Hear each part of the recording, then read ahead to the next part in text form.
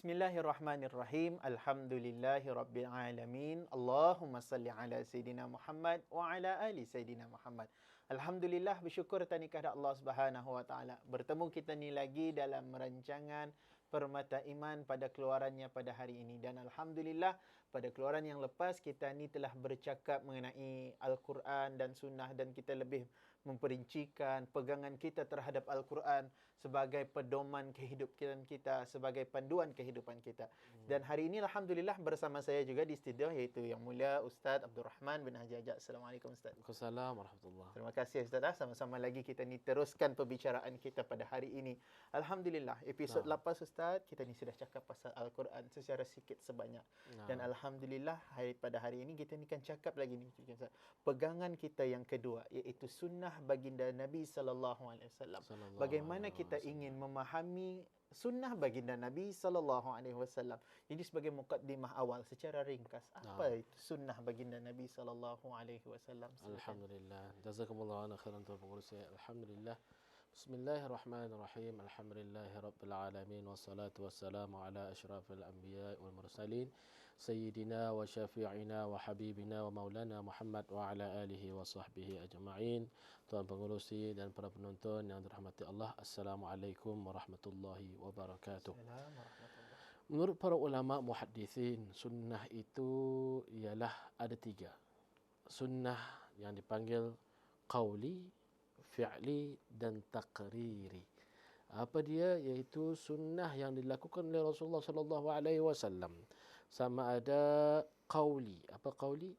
Ucapan Rasulullah sallallahu alaihi wasallam. Qala Rasulullah sallallahu alaihi wasallam, innamal a'malu binniyatin. Atau apa yang keluar daripada mulut Rasulullah SAW atau qauli, ucapan. Satu.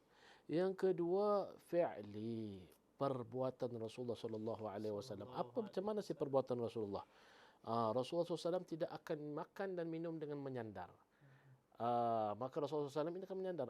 Maka akan Rasulullah SAW indah makan di atas meja. Oh, masalah ni Ustaz.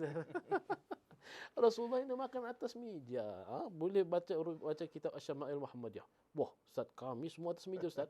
Di pejabat atas meja, di rumah atas meja. Macam mana tu Ustaz? Dapat pakai meja. Jadi pasal itu kena nanti kita ni bincangkan. Bukannya ni matanya semua bid'ah ni. Meja buang. Itu kita perlu memahami. Jadi itu kata ni memahami sunnah. Jadi para sahabat, para ulama mengatakan dulu orang yang makan di atas meja ni sombong. Tapi masa ni makan atas meja tu biasa. Lagi ada mengatakan ia tu sombong makan atas meja. Tidak ada. Jadi ini mengapa kata para ulama makan atas meja. Itu perbuatan Rasulullah. Rasulullah sujud dengan membuka ketiaknya. Jadi sehingga kan nampak putih ketiak Rasulullah sallallahu alaihi wasallam. Tapi kata ni ubaya-ubaya juga. Jangan orang main berjamaah sab katanya. Terkulipit orang sebelah. Pandai kau rokok, pandai kau sujud dia katanya. Ubaya-ubayalah juga. Ini qauli, fi'li dan yang terakhir ialah taqriri. Apa taqriri? Iaitu pengakuan. Rasulullah SAW indah je mengatakan au, indah je mengatakan indah je melarang. Contohnya apa? Ketika dihidangkan kepada Rasulullah SAW, satu hidangan. Apa dia? Biawak dhab. Pernah makan Tuan Pengurusi? Belum lagi Ustaz. Saya dengar putih warnanya tu. Tapi kalau saya lupa pun saya mikir-mikir juga. Tapi Rasulullah SAW indah menacap, sahabat makan. Kerana kata Rasul, adakah kau nak makan Rasulullah? Kerana makanan ini tidak ada di tempatku, jadi aku nak makan. Jadi Rasulullah tidak mencela makanan itu. Tidak ada. Jadi anita tiga perkaraan yang dipanggil sebagai sunnah Rasulullah SAW. Qauli, fi'li dan taqriri. Wallahu a'lam bissawab. Baik. Terima kasih Ustaz. Itu satu mukaddimah yang cantik. Tapi hari ini kita akan bercakap lebih dalam lagi mengenai memahami sunnah baginda Nabi sallallahu alaihi wasallam. Kita ni kan memberikan kefahaman yang betul-betul agar sunnah ini menjadi pegangan yang sebenar buat diri kita. Hari ini Ustaz timbulnya golongan-golongan yang menolak hadis. Nauzubillah min zalik. Jadi bagaimana penduduk Ustaz? Bagaimana untuk ada segelintirlah golongan-golongan yang tidak menerima hadis baginda Nabi sallallahu alaihi wasallam. Sallallahu alaihi wasallam. Subhanallah, masya-Allah. Jadi betul antara satu pemikiran ideologi dipanggil sebagai anti hadis. Mereka ni menolak hadis. Kenapa mereka menolak hadis? Kerana mereka mengatakan hadis ini berkemungkinan akan salah. Oh, Masya Allah.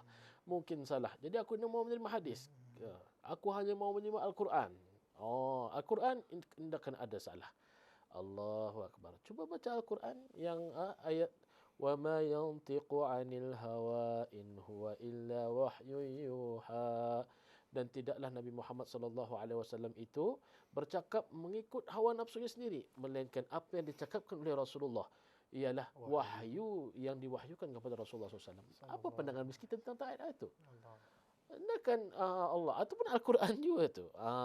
Jadi indah bolehlah kata ni menolak asal hadis tolak, asal hadis tolak. Ada hadis ada pasal tu kata ni perlu pendidikan hadis. Ada namanya hadis sahih, ada namanya hadis hasan, ada namanya hasan li ghairihi, ada sahih li ghairihi, ada namanya hasan, ada namanya hadis dhaif, ada nama hadisnya marfu', ada hadisnya mauquf, ada banyaklah.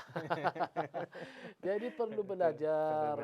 Bukannya asal hadis ditolak, itu salah cara fahamnya. Wal'iyadzubillah. Wallahu ta'ala alam. Baik, itu satu perkara. Satu kedua Ustaz sudah cakap tadi, hadis dhaif. Ada je ni Ustaz, orang dalam hari ini, kehidupan hari ini menolak hadis dhaif sebenarnya. Tapi sebenarnya ada pandangan-pandangan yang ada cara untuk kita beramal dengan hadis dhaif. Jadi bagaimana pendapat Ustaz untuk kita memberikan penjelasan dalam kita memahami sunnah baginda Nabi sallallahu alaihi wasallam. Betul apa yang dikatakan oleh Tuan Pengerusi. Jadi asal orang Malaysia ini hadis dhaif sudah. Pandangannya hadis dhaif itu hadis mungkar. Ini sama. Hadis mungkar apa? Hadis yang dibuat-buat. Yang tidak ada. Fotokopilah kamu. Contoh. Siapa yang memfotokopi ayat ini katanya sebanyak 10 set. Itu memang orang ahli bisnes fotokopi itu. Maka akan mendapat fadilatnya. Antara fadilatnya 1, 2, 3, 4, 5. Itu tidak ada dalam hadis. Betul. Itu hadis mungkar. Hadis yang dibuat-buat ataupun dipanggil sebagai Israiliyat. Tetapi ini hadis dhaif. Apa hadis dhaif? Masih label yang dapat diterima.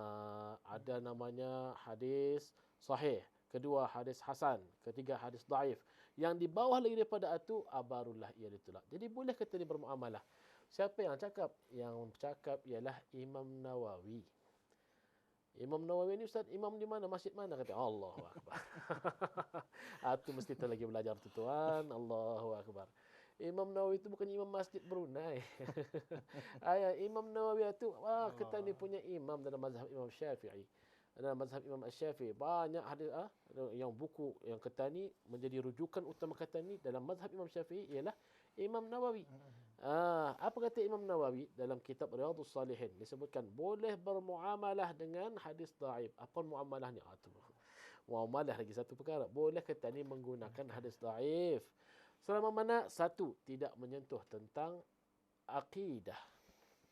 Tentang apa lagi tentang sifat-sifat Allah dan sebagainya. Itu okey. Mesti jangan atas hasan, sahih. Okey. Jangan menyentuh halal haram. Hadis dhaif tidak boleh.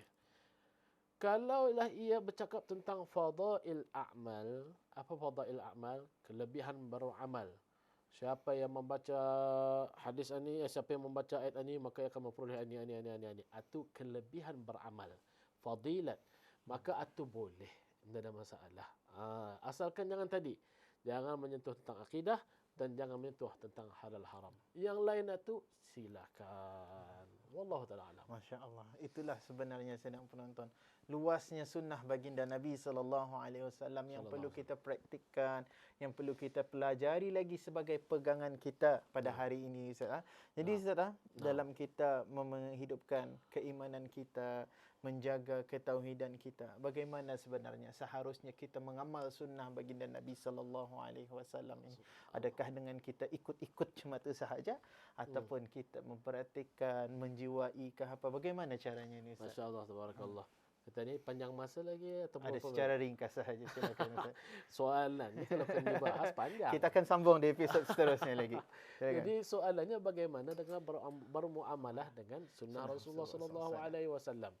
Saya ambil satu sudut lah. Nanti skop lain saya akan bahaskan lagi.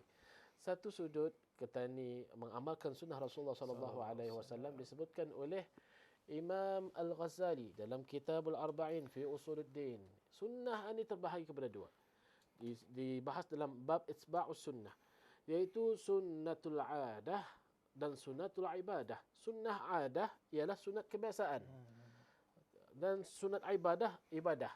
Tahajud, duha, witir, Quran, zikir dan sebagainya, itu ibadah. Sedekah dan sebagainya. Yang satu tadi adah. Apa adah? Adat. Bukannya adat kita ni adat berbadak tu adat. Ini adah dalam bahasa Arab, maksudnya kebiasaan. Apa kebiasaannya? Ia memakai reda. Sebab banyak reda. Jadi reda ni Rasulullah, antara dua pakaian yang sering dipakai oleh Rasulullah ialah dua. Satu memakai reda dan satu lagi izar. Apa izar? Kain pelikat. Jadi sesuaikanlah. Kalau saya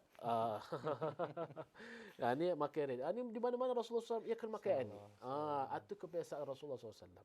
Rasulullah SAW habisnya makan, ia akan makan dengan menjilat jari. 1, 2, 3. Berapa kali? 3 kali. 1, 2, 3. 1, 2, 3.